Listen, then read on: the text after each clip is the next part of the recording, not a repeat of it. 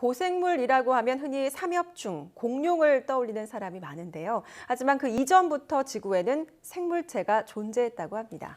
지구 생물계를 한눈에 조망하는 책, 숨쉬는 것들의 역사, 저자 이지유 작가 함께하겠습니다. 어서 오십시오. 안녕하세요. 안녕하세요. 네, 굉장히 재밌습니다. 숨쉬는 것들의 역사 제목 잘 지으셨는데요. 예. 이 책을 쓰게 된 계기가 있다면 어떤 것이 있으세요? 저는 자연사 박물관에 가는 거를 아주 좋아해요. 예. 어느 자연사 박물관에 가면은 입구에 그 티라노사우루스 같은 아주 커다란 그 수각류 공룡, 그다음에 막 하늘 날아가는 응용 화석 같은 게 놓여 있는데 예. 그때마다 이제 드는 생각이 저거 진짜 살아 움직이는 거를 그 장면을 단 1분만이라도 정은이 봤으면 좋겠다. 그렇죠. 예. 예. 만약에 악마가 와가지고 네 영혼을 나에게 팔면 1분 보게 해주겠다고 그렇게 할 수도 있을 것 같아요. 예. 그래서 이제 그 느낌을 가지고 공룡에 대한 이야기를 먼저 쓰기 시작했어요. 그러다가 2013년도에 서호주 우주생물학 탐사를 갔어요. 근데 거기가 바로 이제 지구 최초의 생명체일지도 모르는 미화석이 나온 곳이거든요. 예. 마블바라고 하는 곳인데요. 호주에서 이제 가장 더운 곳이에요. 예. 그래서 그리고 거기서 이제 서쪽 해안을 따라서 쭉 내려오면 우리에게 산소를 선물한 시아노박테리아라고 하는 그 박테리아인데 그 후손들이 살고 있는 샤크베이, 카블라 포인트가 있어요. 그래서 거기서 이제 스트라토라이트를 본 순간 공룡뿐 아니라 지구 최초의 생물부터 쓰자. 이건 반드시 써야 해.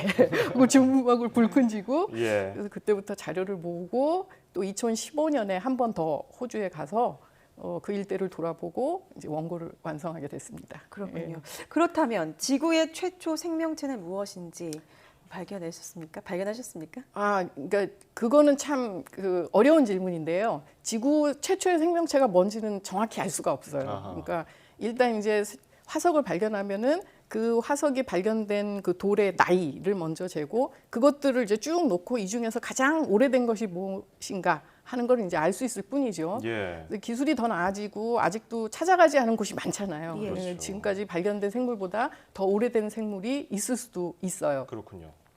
근데 지금까지 밝혀낸 가장 오래된 생물의 흔적은 35억 년 전 만들어진 와라우나 층군이라고 하는 곳에서 발견된 끈 모양의 미생물 흔적입니다. 미생물이라고 하지 않고 흔적이라고 하는 이유는 진짜 이게 흔적이기 때문이에요. 살아있는 생물인지 이제 아직 확실히 증명이 되지는 않았지만 그 주변에서 이제 그 생물만이 만들어낼 수 있는 유기화합물, 유기분자들이 발견되었어요. 그래서 이제 생물의 흔적이라고 말을 하죠. 그런데 과학자들은 지구 최초의 생명체는 아마도 바이러스 같은 생물체가 아닐까 생각을 해요. 그래서 지금도 살아있는 시아노박테리아나 볼복스 같은 것들이 식물과 동물의 조상이라고 생각을 합니다. 이 생물체라고 인정할 수 있는 최소의 단위가 어떻게 볼 수 있나요? 뭐 공룡처럼 이런 그렇게, 생물체가 아니고 예. 단세포도 생물체라고 볼 수 있는 건가요? 당연하죠. 그렇군요. 눈에 보이지 않는 밀리미터 단위의 예, 예. 그런 것들도 생물체인 그것도 거예요. 이제 생물체로 포함을 예. 시키고 있군요. 예. 자, 책에서 흥미로운 점이 있었습니다. 예, 고생물에서 고생물 그 생물체들이 버린 예. 찌꺼기를 우리가 마시고 살고 있다. 예, 이거 그렇습니다. 어떤 얘기입니까? 그 25억 년 전부터 5억 년 사이에 예. 지구상에 살고 있던 가장 많은 그 생물체가 뭐였느냐면 시아노박테리아라고 하는 박테리아였는데 예. 그 박테리아가 광합성을 해요. 근데 이제 광합성이라는 게 뭐냐면 물과 이산화탄소, 햇빛만 있으면 스스로 에너지를 만들어요. 만들고 그 다음에 이제 뭘 하다 보면 항상 부산물이라는 게 나오잖아요. 예. 근데 광합성의 부산물이 바로 산소예요. 그래서 25억 년 전부터 그 햇빛이 드는 얕은 바다에는 시아노박테리아가 그냥 꽉 다 살고 있었고 그 박테리아들이 열심히 광합성을 해서 이제 산소를 뿜어냈고 그 산소가 이제 넘치고 넘쳐가지고 지구 대기의 5분의 1을 차지하게 된 거죠. 예. 그래서 이 말은 뭐냐면 산소가 지구가 태어날 때부터 있었던 게 아니라는 거예요. 우리가 숨쉬고 있는 그 산소는 생물체가 만들어낸 거예요. 그리고 지금도 그 산소 하면은 이제 아마존에 있는 숲을 생각하시는데 그와 버금가게 바다에 살고 있는 식물성 박테리아들, 그러니까 플랑크톤들이 산소를 많이 만들고 있어요. 예. 그래서 근데 그 양으로 보면 비록 그 조상 들인 시아노박테리아가 바다에서 만들던 것만은 못하지만 예. 그래도 지금도 만들어내고 있습니다. 그럼 지금 만들어낸 산소를 나중에 지금 이 시대를 고생물이라고 부를 그 네. 시대 미래의 사람들은 지금 우리가 만든 산소를 그때 또 마실 수도 있게 되는 건가요? 아니요, 지금도 마실 수 있어요. 아, 그래요? 그러니까 아마존에서 만든 그 산소를 우리가 마시듯이 예. 지금 바다에 살고 있는 식물성 플랑크톤들이 만든 산소를 그것이 빨리 여기까지 오기만 한다면 마실 그렇군요. 수가 있는 거죠. 굉장히 흥미로운 얘기들인데 또 돌이 살아있다는 것도 참 예. 신기한 것 같아요. 예. 살아있는 돌 스트로마톨라이트 어떻게 이게 생명을 유지할 수 있는 건가요? 그러니까 시아노박테리아가 그 스트로마톨라이트는 시아노박테리아가 온몸을 던져서 만든 건축물이에요. 그러니까 시아노박테리아는 눈에 보이지도 않는 작은 박테리아인데 네. 해가 딱 뜨면 그때부터 20분에 한 번씩 분열을 해요.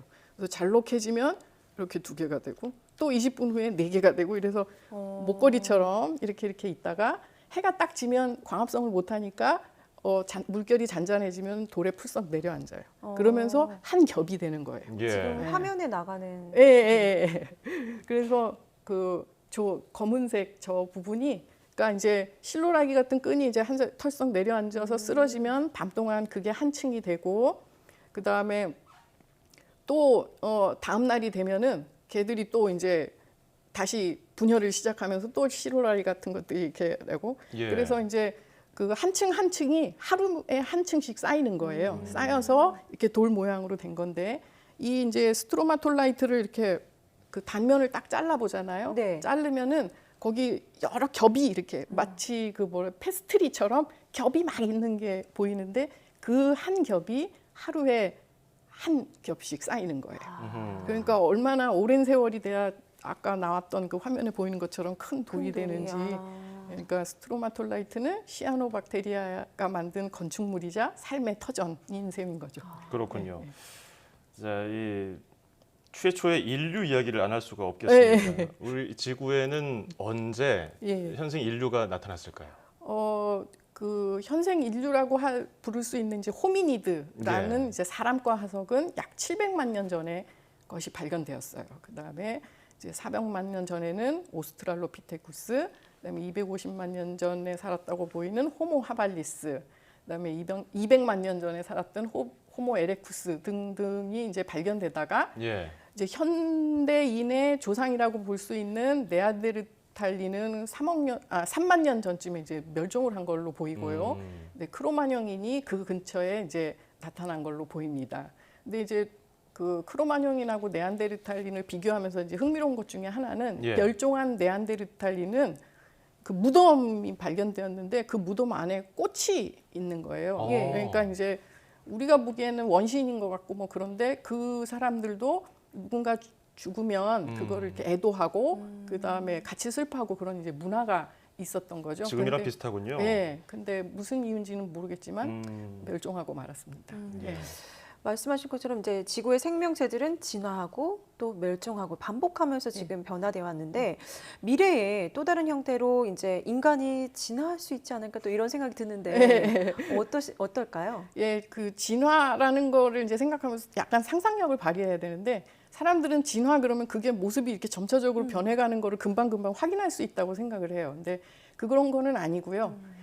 이제 우리 자손 우리가 어떤 모습으로 바뀌어 갈 것인가를 생각하려면 우리 환경을 먼저 생각을 해야 돼요. 그래서 이제 우리 자연 환경과 사회 환경이 변함에 따라서 거기에 이제 잘 적응한 어떤 자손이 이제 생기면은 그 자손이 그 적응하는데 유리한 형질을 이제 다음 아이에게 이렇게 넘겨주고 예. 그렇게 해가면서 이제 새로운 모습의 이제 인간이 된다는 거죠. 근데 옛날에 공룡이 멸종했던 것처럼 큰 이제 그 소행성 같은 거 예, 지구에 예. 떨어져 가지고 인간이 다 멸종해 버리면은 그 다음에 이제 인간의 자리를 다른 동물이 채울 수가 있는 거예요. 그때 되면은 뭐 인간이 어떻게 변할까 그거를 논할 처지가 아니겠죠. 그렇겠네요.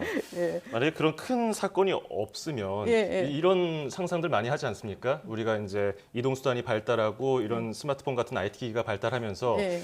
하체 기능이 좀 줄어들고 예. 뭐 배가 나오고 이렇게 머리가 커지고 이런다는데 예. 좀 예상 어떻게 해보셨어요? 뭐 그렇게 이제 어린이들의 상상력을 동원해서 해보자면 예. 우선 왜 제 생각에는 엄지 손가락이 더 발달할 것 같고요. 그래요? 왜냐하면 스마트폰 아, 그렇군요. 예, 그래서 실제로 스마트폰이 나왔을 때 태어난 아이들의 그 엄지 손가락의 근육이 우리하고 좀 다르다고 그래요. 아, 그렇겠네요. 예, 그다음에 이제 뇌 구조도 조금 달라진다고 그러고. 예. 그러니까 뭐 그냥 어린 아이처럼 생각하면은 뇌는 커지고 진짜 다리는 짧아지고 그렇게 되지 않을까? 네, 어디까지나 추측할 수 있는 예, 거니까요. 예, 예. 자, 선생님께서는 이 청소년들, 학생들을 위해서 책을 집필해 오고 계시는데 그 주요 타겟을 그쪽으로 잡은 이유가 있을까요? 청소년들을 위해서 과학책을 쓰는 거는 그 헨젤과 그레텔이 빵 조각 던지면서 목적지 찾아가는 거하고 비슷하다고 생각해요. 제 목적은 과학자들이 과학 방법으로 만든 과학 지식을 청소년에게 전달하는 거예요. 예. 그러려면 그 호기심을 이어갈 수 있도록 그 빵 조각을 하나씩 던지면서 이렇게 끌고 가는 게 이제 중요한데, 근데 예. 너무 이제 근사한 빵 조각을 던지면 거기에 또 정신을 팔려서 목적지까지 못 가는 경우가 생기니까 그거를 이제 조절을 잘 하는 게 저의 일인 것 같은데, 그런 거 생각하는 게 되게 재밌어요. 이 책에도 보면 우라늄이 이제 납으로 변하는 과정을 질풍노도기의 그 청소년의 비유한 대목이 나오거든요. 예. 그래서 이제 우라늄이 뭐 폴로늄 뭐 여러 가지로 했다가 납으로 변하는데 이 책을 읽은 고등학생들이 나는 지금 폴로늄기야. 몇 번 붕괴해가지고 지금 거기까지 예. 왔어. 막 이런 얘기하는 거 들으면 되게 좀 뿌듯해요. 그래서 이게 눈높이를 잘못 맞췄구나. 그리고 이제 이 책을 통해서 나는 만나지 않은 독자하고 놀이를 잘하고 있구나. 놀고 있다. 그래서 내가 숨겨놓은 빵 조각을 이제 청소년들이 찾고 이제 그러는 걸 보는 것이 저는 즐거워요. 그래서 아까도 말을 했지만 어쨌든 청소년들에게 이 청소년들을 대상으로 책을 쓰는 이유는 과학자들이 과학 방법으로 만든 과학 지식을 잘 전달해줘서 그걸 제대로 네. 잘 알고 예. 앞으로 이제 잘 나갈 수 있게 하기 네. 위해서. 오늘 재미와 호기심을 자극하는 시간이었는데 앞으로도 살아있는 과학책을 많이 만들어 주셨으면 좋겠습니다. 네. 지금까지 숨쉬는 것들의 역사 저자 이지유 작가와 함께했습니다. 오늘 감사합니다. 감사합니다.